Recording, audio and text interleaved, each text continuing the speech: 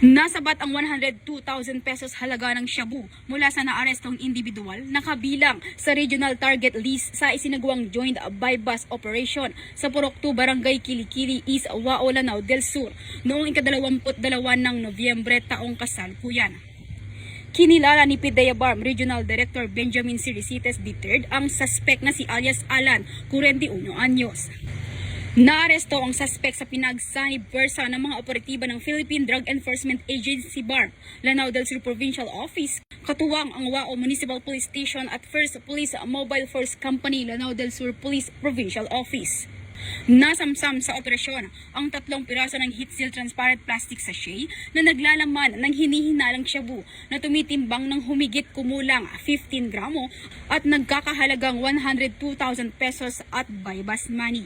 Kasalukuyang nasa kustodiya na ng PIDEA BARM Jail Facility ang suspect at nahaharap sa kasong paglabag sa Republic Act 9165 o Comprehensive Dangerous Drugs Act of 2002.